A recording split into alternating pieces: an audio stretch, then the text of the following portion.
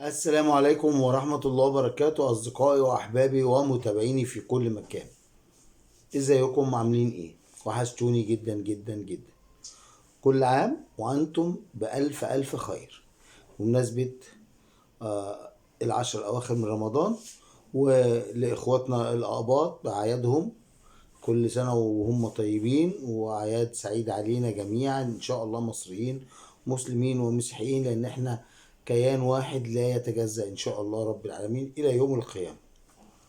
النهاردة كان في مباراتين في الدوري العام. مباراة مش عايز أقول الأولى والتانية لأن الاتنين اتلعبوا في وقت واحد. هنقول مثلا مباراة الزمالك والمقاولين لأن هي بتلعب في القاهرة، ومباراة سموحة والأهلي اللي بتلعب في اسكندرية.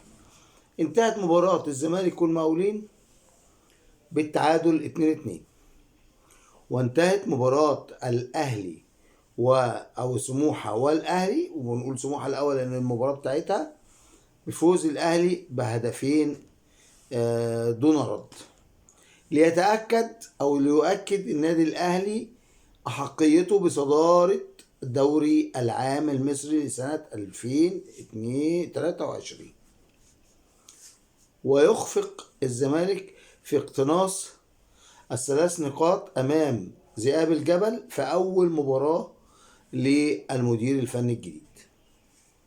عايز أقول حاجة مهمة جدا: اوعوا أي حد مهما كان يقول لك شفته عشان قرار المحكمة بتاع امبارح بعزل رئيس نادي الزمالك فالفريق اتأثر.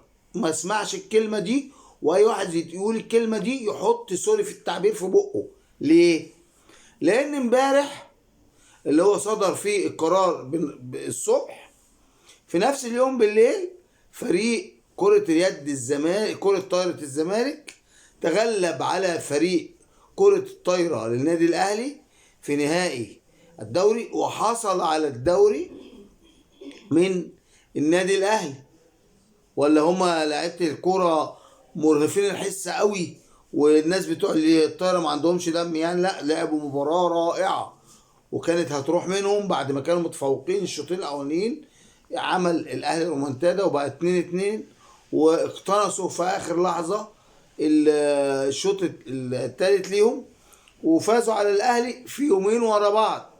اول امبارح فازوا على الاهلي، وامبارح فازوا على الاهلي وخدوا الدوري. فما حدش يتكلم ولا يقول لك بسبب رئيس نادي الزمالك بصوا اي اخفاقات لنادي الزمالك بسبب رئيس نادي الزمالك، بس مش بسبب ان هو اثر سلبا. القرارات اللي بتطلع ضده اثرت سلبا على اللعيبه، لا، هو سبب كل المشاكل، هو اللي بيعمل كل المشاكل وبيتصنع كل المشاكل، وكل القرف اللي بيأثر على مسيرة الفرق في النادي بتاعه. بدل ما يحتوي فرق الرياضية عنده، لا، ده بيعمل مشاكل مع طوب الارض، مع اي حد بيعمل مشاكل، ومشاكل شخصية ملهاش علاقة بالنادي، مما تؤثر على مسيرة النادي. خليك كده، يعني تصدر القرار وانت هتدور على كل الطرق اللي تخليك قاعد لاكبر قدر ممكن، لانك عايز تجمع اكبر قدر ممكن من الفلوس، وعايز تغرق النادي لاكبر قدر ممكن برضو، عشان اللي يجي بعدك انت بترميه في بحر طين وتقول له عوم بقى ورينا تعمل ايه. عارفين احنا الفكر الصهيوني ده بالنسبه لنادي الزمالك. هرجع له تاني، بس نتكلم على الاهلي. نادي الاهلي النهارده محمود عبد المنعم كهربا. يا ابني ما هو لازم يعملوا فيك اكتر من كده. يا ابني يا حبيبي، ما لازم يطلعوا قرارات غبيه ومتخلفه من مسؤولين عن كره القدم ومسؤولين عن الرياضه في مصر. لازم يطلعوا قرارات كده، ما انت بتغيظهم. يعني هم يطلعوا قرارات غبيه ومتخلفه وفاسده ضدك، فانت تقول لهم لا، انا النهارده هو هحرز هدف وهاخد مان اوف ذا ماتش، لا لا، رجل المباراه الاول، وهغيظكم ومش هتقدروا توقفوني. شفت النهارده انا يعني كنت بره ورجعت، ففتحت فجبت قناه مسرح الزمالك كوميدي. شفت نهر الصفار نازل من خالد الغندور، نهر الصفار، وبيقول لك القرار بتاع كهربا والعقوبه، ومعايا مستند اهو بيقول ان مفيش حاجه اسمها يلعب لغايه لما يفصل في الاستئناف، انا معايا اهو بيقول ان هو مجرد ما طلع القرار يقف وما يلعبش لغايه لما الاستئناف يفصل فيه، لكن غير كده ومش هنسكت وهنروح للكاس وهنروح لمحكمه الكاس وهنروح مش عارف ايه وايه. ايه الغل والحقد؟ ده كهربا وجعكوا قوي قوي، فعلا فعلا والله، والله ومش عيب فعلا. هو الهتاف اللي قالوه الجماهير فعلا عليكم انتوا بتستاهلوه فعلا، بس احنا نقول بقى ايه؟ افح كهربا حرقكوا صح، حرقكوا قوي، وجعكوا قوي، ألمكم قوي. كهربا مبوظ لكم الدنيا، وانا متأكد مليون في المية ان الاعلان عن العقوبة الوهمية دي لو صدق هذا الاعلان وهذه العقوبة بدون تفكير، واتمنى من الكابتن محمود الخطيب الاسطورة الحقيقية في مصر والشرق الاوسط والوطن العربي وقارة افريقيا فور الصدور رسميا الانسحاب رسميا من مباراة السوبر. خلي الزمالك يروح يلعب مع اي فرقة تانية ويورونا هم هيعملوا ايه. هيخربوا بيت اتحاد الكورة. اولا الاهلي ما يلعبش البطولة دي، السبونسرز اللي هم الرعاة والتذاكر اللي اتباعت والحجوزات والدنيا كلها اشربوا. الاهلي هيتغرم ايه؟ مليون جنيه يدفعوها. هيتوقف عن البطولة دي سنتين، يورونا في السنتين دول لو جابوا ربع جنيه في البطولة دي، بطولة السوبر. ليه؟ لأن نجم الشباك مش موجود. ومين نجم الشباك؟ من غير تفكير النادي الأهلي. هو نادي الزمالك ده كومبارس، نادي الزمالك ده كومبارس، هو أقل من الكومبارس. النهارده خلاص إدارة الزمالك ومسرح الزمالك كوميدي عرفوا السكة اللي هي إيه؟ شوية هزاز الرؤوس المعرضين اللي بيطلعوا كل يوم دول يطلعوا يدوسوا. والنهارده خالد الغندور بيقولها كده صراحة وبيدي تعليماته للجنة الانضباط، انتوا مدين 12 مباراة ولو استأنفوا أقصى حاجة تبقى 8 ما تقلش عن كده. ده بيديهم تعليمات. راجعوا البرنامج زي ما رئيسه المعزول رد السجون. انا بقول رد السجون دي بشتمه؟ ما هو راجل رد السجون لسه خارج من السجن اهو. قال انا اللي اقترحت على اتحاد الكوره ورابطه الانديه اسماء اللجنه بتاعه الانضباط، وانا اللي قلت لهم على المستشارين اللي مسكوا. قال كده ولا ما قالش؟ قال. ولما يعوزوا يقولوا حاجه بقول لك كهربا لما شتم الزمالك هاتوا كلمه واحده قالها كهربا فيها اسم الزمالك عشان يتعاقب. مفيش. يقول لك النهارده برضو شويه العيال اللي ملاش اي وزن ولا اي شكل ولا اي قيمه اللي جايه على في مسرح الزمالك كوميدي، بيقول لك النهارده برضو ايه؟ الجمهور اللي يغلط ويشتم يتوقف في النادي يتحرم من الجمهور. هيموتوا لان السلاح نمره واحد لجمهور الاهلي للاهلي وانجازاته ونجاحاته هو جمهوره.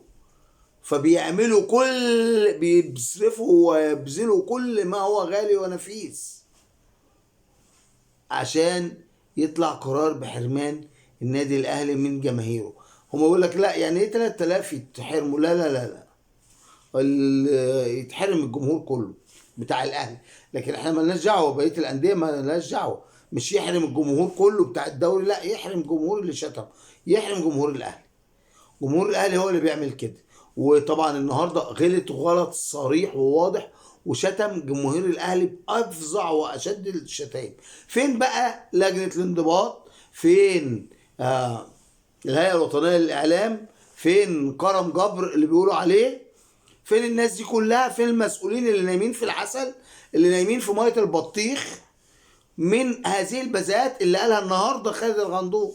النهارده جمهور قليل الادب بيقول على جمهور الاهلي جمهور قليل الادب، جمهور مش متربي، ما عندوش قيم ولا مبادئ ولا اخلاق. كل ده قاله النهارده على جمهور الاهلي. نشوف بقى هيتعمل ايه. ولا هي القناه دي بقت موجهه لقله الادب والسفاله على كل الناس ولا يجرؤ حد؟ ما صحيح عندهم حق الصراحه. اما يبقى رئيس القناه ورئيس النادي بتاعهم راجل مسجل، رد سجون، فمن حق الناس كلها تخاف منه. ده رد سجون يا عم. اصل هو يعمل ايه؟ يقول لك احنا السجون بالنسبه لنا بقت بيتنا التاني، اصل اي حد هيتكلم هيروح طايح فيهم ويقول لهم على السيديهات بتاعتي اللي عليكم والفلاشات والمستندات، هيفضحهم ويدخل السجن عادي جدا. بيروح هو جسمه خد على السجن، يعني جتته خدت على نومة البرش، فبقى الموضوع بالنسبه له عادي. فهم يسكتوا ما يفتحوش بقهم. اشتم يا جدع، ايه اللي ادبك يا جدع؟ شويه العاهات اللي بيجيبوها في مسرح الزمالك كوميدي دي، تقول كل حاجه، تشتم وتقول كل حاجه دون رادع ودون رد. بس لا، وبيجبروا يعني هم كمان بيكرروا، يعني هم بدل ما بيديروا النادي الخربان الزريبه بتاعتهم، لا ده بيقول لك الاهلي المفروض يطلع بيان يعتذر ويقول كذا، مجلس اداره النادي الاهلي المفروض يقول كذا كذا كذا كذا، مش عارف ايه المفروض يعملوا. انت مال اللي خلفوك يقولوا ولا يعملوا؟ هو نادي مستقل وقراراته من دماغه ويعمل اللي هو عايزه، انت مالك؟ ما تخليك في الخرابه اللي عندك، خليك في الخرابة اللي هتفضل بأمر الله خرابة طول ما انتم صفر وسود، يعني أصفر زي فريق المنجاو بتاعكم اللي هو الكومبارس اللي بيتدرب بدلكم الدوبلير، وسود من جوه. انتوا سود. مش هو بقى هو دلوقتي يقول لك ايه؟ اما حسن عنصري بيقول لك سود ده مش عارف ايه اسقاط، لا لا، سود، سواد غل وحقد من جواكم. طبعا انا مش هينفع في الفيديو ده النهارده الا لما اتكلم على واقعه في منتهى يعني التخلف حصلت من محمد الشناوي. مش هقول الكابتن محمد الشناوي، لان اللي عمله النهارده ولا يخليه يبقى كابتن، وبيمحي تاريخه كله. اللاعب استفزك، اللاعب استفزك وحط ايدك تحت باطه وقفل عليها كده، والحكم ما شافهاش والكاميرا عدتها وجابتها اكتر من مره. مهما هو عمل لا يصح ابدا. لاعب زيك دولي، قائد منتخب، حارس مصر الاول، لا يصح ابدا ان لاعب زي ده مجهول، مجهول الهويه، يوصلك ان انت تديله بالبوكس في وشه. احسن واحسن العقوبات اللي اتعملت عليك من النادي الاهلي. شابوه شابوه لمجلس اداره النادي الاهلي والسيد عبد الحفيظ. وطبعا هم مش هيتكلموا، مسرح الزمالك مش هيجيب السيره دي خالص. النهارده الاهلي قبل الماتش اول ما طلع هو على طول طلع قرار سيد عبد الحفيظ بتوقيع غرامه ماليه ضخمه على محمد الشناوي لما بدر منه من سوء سلوك، ويستاهل. ومحمد الشناوي كلمه في ودنك، لا في ودنك ليه؟ على العام وفي الملأ ليه في ودنك؟ لان انت ما بتحترمش الناس. اللي انت عملته ده اهنت بيه مجلس اداره النادي الاهلي، اهنت بيه نادي الاهلي نفسه، اهنت بيه جماهير النادي الاهلي. انت كده انسان غير محترم. عيب، عيب تدي فرصه لرعاع، لحوش، لحسالة يتكلموا على الاهلي ويقولوا بقى اللي هم عايزينه. لكن الاهلي ابى ان هم يبقى عندهم الفرصه دي، وطلع بيان في ساعتها. مش بيان عشانهم هم ولا يسووا ولا ليهم اي قيمه. هم في مركز الكام دلوقتي؟ هو الاسانسير قدام فين؟ مش عارف، هنشوف. آه البيان اتعمل اعلاء لقيم ومبادئ النادي الاهلي. انت اخطأت مهما كنت قيمتك في النادي وكمان كابتن النادي وشايل شارة الكابتن، اتوقع عليك غرامة. واعتقد والله اعلم هيتم تهديد الشناوي بانه لو حصل تصرف غير لائق تاني منه الغرامة هتتضاعف وهتسحب منه شارة الكابتن.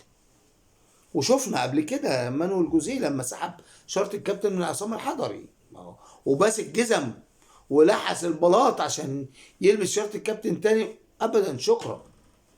ف الى متى سيتم محاربة النادي الاهلي ومحمود عبد المنعم كهربا؟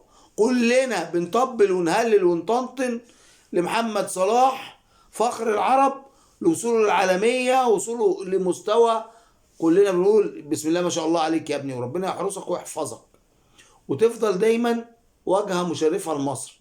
فلما يطلع محمود عبد المنعم كهربا وراجل محترم وبيأدي وبيحرز اهداف ومدير فني المنتخب بيستعين بيه و والولد بسم الله ما شاء الله يعني تغير 180 درجة. فانتوا لا، ليه السواد والصفار والغل اللي باين على وشوشهم؟ لا، لازم نحاربه، لازم نوقفه.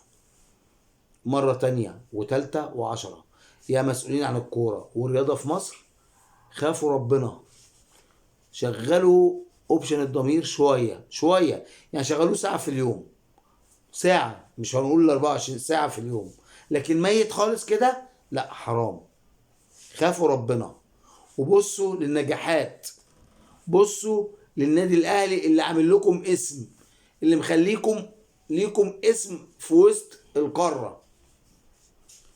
نادي الزمالك بيأجج مشاعر الدول مش الأندية بس، والدول، ولنا في ذلك أسوة في نادي الهلاهيل السوداني، والبيان اللي اتكتب جوه نادي الزمالك، والتحريض اللي طلع من رئيس نادي الزمالك المعزول بره. آخر كلمة للكابتن محمود الخطيب: مفيش أدب، مفيش هدوء، مفيش توازنات. لو فعلا هذه القرارات المقدمة او المسربة ضد محمود عبد المنعم كهربا مش عشان اللعب، لا، ارساء لقيم ومبادئ والحق، انسحاب من السوبر، ويبتدي بقى الوجه الحقيقي، ناخد حقنا بكل الطرق الممكنة والغير ممكنة. وعندنا الكاس، محكمة الكاس، وعندنا الفيفا، مش عيب ولا حرام. والساكت عن الحق شيطان أخرس. وانتم لو سكتوا على الحق وعلى تدمير لاعب موهبة وفز، وهما من حقهم الصراحة، هما من حقهم، الواد تعبهم وواجعهم وحرقهم ومبهدلهم وكل الحاجات اللي هم عاملها فيهم يعني، فهو من حقهم، بس مش من حقهم ان هم يحاربوا ويقلوا ادبهم ويرموه بالاباطيل. وبقت ده بقى المسؤول عن الكرة كلهم بقى مبلاليص ومعرضين وهزاز رؤوس ويقولوا امين. لا، لنا وقفة شديدة. اتمنى الفيديو ده يوصل للمسؤولين في الاهلي وكل جماهير الاهلي قلبا وقالبا وراكم، لان انتم بتدافعوا عن الحق، والساكت عن الحق شيطان اخرس. ولا عزاء للسيدات. السلام عليكم.